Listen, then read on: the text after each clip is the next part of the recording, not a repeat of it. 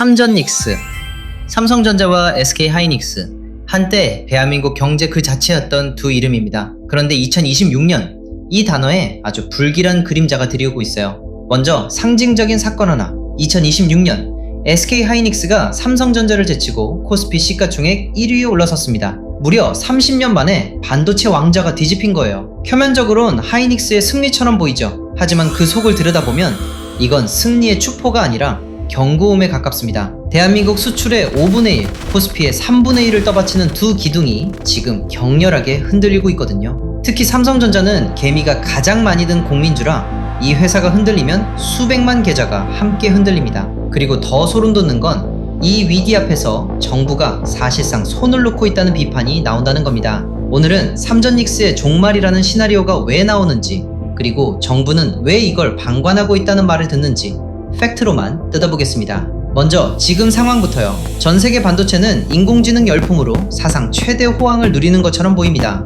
그런데 전작 주가는 롤러코스터예요. 엔비디아를 필두로 반도체주 전체가 고점 논란에 휩싸였고 삼성과 하이닉스 역시 하루에도 수 %씩 출렁입니다. 문제는 이겁니다. 지금 반도체는 총성 없는 국가대항전이 됐어요. 기업끼리 기술로만 싸우는 게 아니라 각국 정부가 국고를 열어 자국 기업 기회 붙는 시대가 된 겁니다. 그런데 바로 이 지점에서 대한민국의 대응이 결정적으로 뒤처져 있다는 지적이 나옵니다. 지금부터 비판론이 짚는 정부의 치명적 실수를 세 가지로 정리해 볼게요.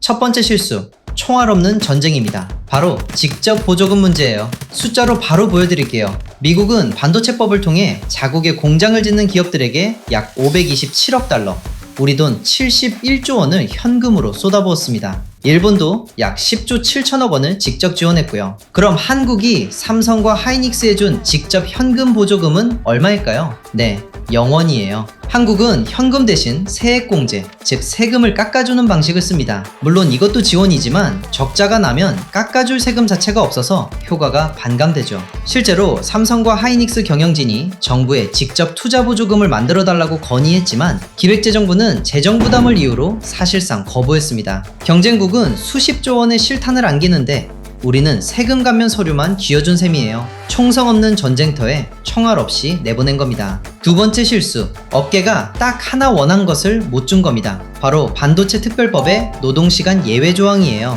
2026년 초 반도체 특별법이 국회를 통과했습니다. 그런데 정작 업계가 가장 절실하게 요구했던 핵심 조항, 즉 고연봉 연구개발 인력에 한해 주 52시간 근로규제를 유연하게 풀어주는 조항이 통째로 빠진 채 통과됐어요. 반도체 연구개발은 특정 기간에 밤낮 없이 몰아쳐야 하는 특성이 있는데 미국이나 대만 연구원은 밤새 실험할 때 우리만 시계를 보며 퇴근해야 하는 상황이라는 게 업계의 하소연입니다. 물론 여기엔 노동자 건강권이라는 중요한 반대 논리가 분명히 있습니다. 하지만 결과만 놓고 보면 기업이 위기 앞에서 유일하게 요청한 카드마저 정치적 대립 속에 무산된 거예요. 세 번째 실수, 공장은 짓는데 정작 전기가 없습니다. 삼성과 하이닉스는 수백조 원을 들여 초대형 반도체 클러스터를 짓고 있어요. 그런데 반도체 공장은 상상을 초월하는 전기를 먹는 하마입니다. 문제는 이 공장에 전기를 실어 나를 송전망과 발전소 건설이 주민 반대와 인허가 지연으로 몇 년째 제자리 걸음이라는 거예요. 여기에 더해 애플이나 구글 같은 글로벌 고객사는 재생에너지로 만든 제품만 사겠다는 조건을 내걸고 있는데 우리나라의 재생에너지 비중은 경쟁국에 한참 못 미칩니다. 세계 최고의 공장을 지어놓고도 돌릴 전기와 팔자격을 못 갖추는 상황이 올 수 있다는 겁니다. 이건 기업이 돈이 많아도 혼자선 못 푸는, 국가가 송전탑을 꽂고 발전소를 세워줘야만 풀리는 숙제예요. 최고의 주방을 지어주고는 정작 가스와 전기를 안 넣어주는 것과 똑같습니다. 자, 그럼 여기서 진짜 핵심 질문. 위기가 이렇게 뻔히 보이는데 정부는 왜 방관하고 있다는 말을 들을까요? 여기엔 정부 나름의 딜레마가 있습니다. 첫째, 돈이 없습니다. 나라 살림에 이미 적자가 큰 상황에서 세계 1, 2위를 다투는 초거대 기업에 수십조 원의 현금을 안기는 건 재정적으로도 정치적으로도 엄청난 부담이에요. 둘째, 재벌 특혜 프레임입니다.